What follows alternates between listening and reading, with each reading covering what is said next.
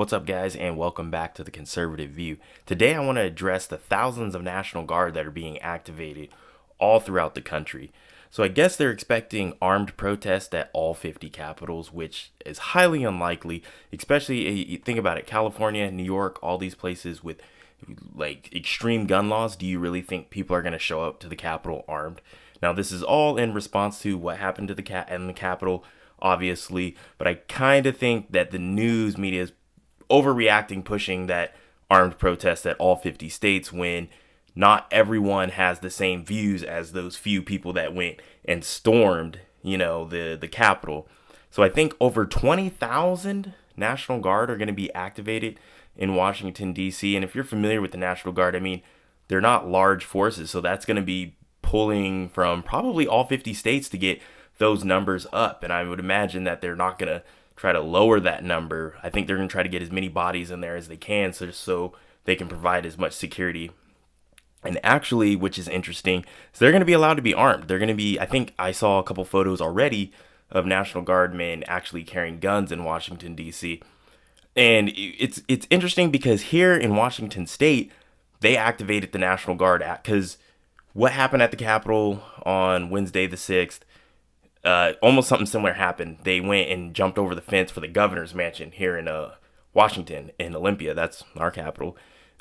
So they had a massive response down there, and I'll actually cut a video in here so you can kind of see what it looks like. But it's kind of interesting with such a huge response, and it's like, why all of a sudden are we getting such a massive response and a quick response with National Guard?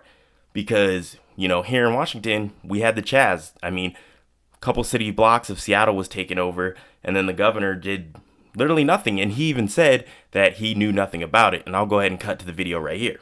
Governor, I'd like to ask you about what's going on in Seattle. There's this thing called the Capitol Hill Autonomous Zone. What's your thought on that? The fact that the protesters have taken that over and not allowing people to come and go freely?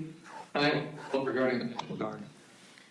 Well, that's news to me, so I'll have to reserve any comment about it. I have not heard anything about that from any credible source.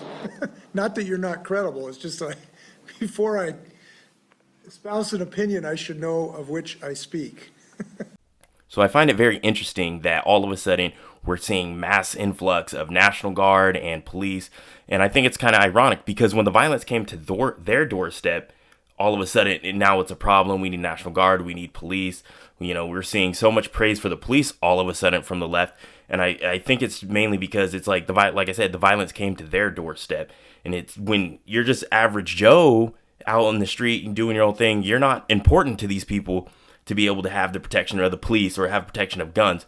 But now I think you can see kind of like the hypocrisy of the left, because now it's like we're pro-police, we're pro-guns, we want to have all these safety precautions and all these huge measures with National Guard, police to protect them, because now they feel threatened. But when DC was in flames for, through all the George Floyd protests and the Black Lives Matter protests, it's no big deal, it's no big deal. And all of a sudden, now we need to have, 20,000 National Guard out in the streets so then people can't, peacefully protest. All of a sudden, it's a huge issue. So I think I'm going to leave it there. As I said, millions or thousands of National Guard are being activated throughout the country. So I'll probably see you guys in a couple of days if you get what I'm saying. Just stay safe out there, and then I'll try to report as much as I can. In these next couple days, it's going to get really interesting.